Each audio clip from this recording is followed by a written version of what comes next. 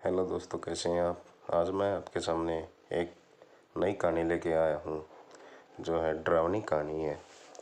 आशा करता हूँ कि आपको मेरी कहानियाँ पसंद आ रही होंगी। यदि आपको मेरी कहानियाँ पसंद आती हैं तो मेरे चैनल को सब्सक्राइब करें, लाइक करें और घंटे के बजाय, ताकि आपको अच्छी अच्छी कहानियाँ मिलती रहें। मेरा नाम किशन मोती वर्ष है। मैं सिविल इंजीनियरिंग की पढ़ाई कर रहा हूँ। वैसे तो मेरा अधिक समय हॉस्टल में ही बीतता है, पर छुट्टी में मैं पास ही अपने घर जाफराबाद जाता हूँ। मेरे जेठ मामा एक जीईबी कर्मचारी थे। मेरे जेठ मामा दिखने में खूब काले और हाइट में लंबे थे। उन्हें खाने में कुछ भी दिया जाए वह जानवर की तरह खा लेते थे। उन्हें स्वाद की कोई समझ नहीं थी। जेठ मामा को शादी का बड़ा चस्का था, पर खुद चंडाल जैसे दिखते थे, तो उनके सामने कोई भी लड़की देखती नहीं थी। हम जब भी मेले में घूमने जाते तो जयेश मामा घुर घुर कर लड़कियों को ऐसे ताकते रहते थे कि उन्हें ही खा जाएंगे। बदकिस्मती से पिछले साल बिजली का शॉक लगने से उनकी मृत्यु हो गई। हम सारे उनके शमशान यात्रा में शरीक हुए। वहीं मुझे एक भयानक अनुभव हुआ जिसके बारे में मैं सबको बताना चाहता हूँ। उस रात 2 बजे मेरी नींद खुल गई। शायद किसी ने मुझे आवाज़ दी थी। मैं चौंक गया। उठकर आसपास देखा तो कोई नहीं था। मैं फिर से बत्ती बुझाकर सो गया। तभी अचानक किसी ने फिर से मुझे मेरे नाम से पुकारा। इस बार मैंने गौर किया तो मुझे समझ आया कि यह तो मेरे जयेश मामा की आवाज़ थी। मुझे यकीन नहीं हुआ कि जयेश मामा की आवाज़ इतनी रात मुझे क्यों सुनाई दे रही है। कुछ देर बाद मैं फिर से सो गया। सोते सोते मेरी नज़र खिड़की के बाहर गई और जो मुझे दिखा उसे देखकर मैं चौंक गया। मेरे पसीने छूट गए। उस बिजली की तार पर मेरे जयेश मामा बैठे थे। जो मैं देख रहा था उसे देखकर मुझे अपनी आंखों पर यकीन नहीं हो रहा था। तभी अचानक मेरा मोबाइल बज उठा। मैंने पसीना पोंछते हुए फ़ोन रिसीव किया। वह फ़ोन मेरी माँ का था। माँ ने रोते हुए मुझे कहा कि तेरे मामा की शॉक लगने से मौत हो गई है।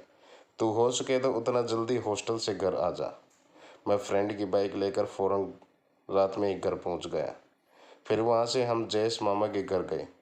वहां उनकी अर्ध जली लाश देखकर मेरे तो रोंगटे खड़े हो गए। मेरे पापा वहीं थे। मैंने उन्हें पूछा कि यह सब कब हुआ। पापा ने बताया कि करीब 3 घंटे पहले तेरे मामा बिजली के फॉल्ट को ठीक करने खंभे पर चढ़े थे। तभी अचानक मेन लाइन का करंट शुरू हो गया और यह दुर्घटना हो गई। मुझे वहाँ खूब रोना आया, चूँकि मेरे मामा मेरे दोस्त की तरह थे। मैं उनका खूब मजाक भी उड़ाता था, पर वह कभी भी बुरा नहीं मानते थे और मेरी हर परेशानी में मेरा साथ देते थे। फिर मुझे हॉस्टल वाली घटना याद आई। शायद मैंने जयेश मामा के भूत की ही आवाज़ सुनी थी और खिड़की के बाहर तार पर भी मुझे जयेश मामा का प्रेत ही दिखाई दिया होगा। अब धीरे धीरे मेरा शौक खौफ और डर में तब्दील होता जा रहा था। मुझे पता नहीं था कि उनका भूत बनने के बाद मेरे पास क्यों भटक रहा था। यह सब सोचकर मेरे तो पसीने छूट रहे थे। मेरे अंदर ही अंदर डर सता रहा था कि आगे क्या होगा। अगले दिन जयेश मामा की अंतिम अग्निदाह विधि थी। वहाँ भी मैं गया। सारे सगे संबंधी अग्निदाह के लिए लकड़ियाँ लगा रहे थे। तभी अचानक मेरी नज़र जयेश मामा की लाश की ओर गई। मैंने देखा कि जयेश मामा के हाथ के पंजे में कुछ हरकत हुई। शायद उनका पंजा मेरी ओर उठा और हाथ से मुझे पास आने का इशारा किया। यह सब देखकर मैं पागलों की तरह चीखने लगा। सगे संबंधी दौड़कर मेरे पास आए।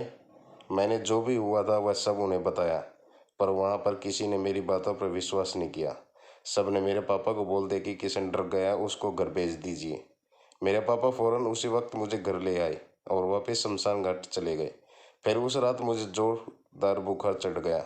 मेरे पापा मेरे लिए दवाई भी लाए, पर बुखार उतर ही नहीं रहा। उस रात मुझे जयेश मामा के भूत का डर भी सता रहा था। करीब रात के 3 बजे फिर से मुझे किसी के चलने की आवाज़ सुनाई दी। फौरन मेरी आंख खुल गई। मैंने देखा कि मेरे बिस्तर के पास जयेश मामा बैठे हैं। उनका आधा जला चेहरा जला हुआ था और वह मेरी ओर देख रहे थे। उनका प्रेत भूत देखकर मेरी जबान हलक में अटक गई और सांस फूल गई। मैं तो बेहोश बेतासा कांपने लगा। मुझे समझ नहीं आ रहा था कि मेरे जयेश मामा का भूत हाथ धोकर पीछे क्यों पड़ गया। कुछ देर बाद जयेश मामा ने अपनी जेब में से हाथ डाला और निकालकर मेरे बिस्तर पर रखा। फिर अचानक उनका भूत एक झटके में वहां से गायब हो गया। मैं तो ये सब देखता ही रह गया और एक मेरा बुखार भी उतर गया। मैंने तुरंत बत्ती जलाई और बिस्तर पर देखा तो वहाँ 16 GB की नई पेन ड्राइव पड़ी थी।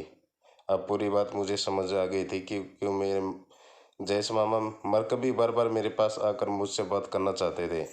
उन्होंने मुझको मेरी गिफ्ट मुझे सौंपनी थी। 2 दिन पहले मेरे जयेश मामा मेरे हॉस्टल आए थे और मेरे एग्ज़ाम में अच्छे मार्क लाने पर खुश होकर उन्होंने मुझसे वादा किया था कि वह मुझे नई पेन ड्राइव गिफ्ट देंगे। और इसे मैंने उन्हें कहा था कि इस बार कोई बहाना मत बनाना, मर भी जाओ तो मेरा भी गिफ्ट जरूर मुझ तक पहुंचाना। मेरे जयेश मामा ने मरकर भी अपना वादा निभाया। उस दिन मुझे पता नहीं था कि कुछ दिनों बाद मेरे जयेश मामा का साथ हमेशा के लिए छूट जाएगा।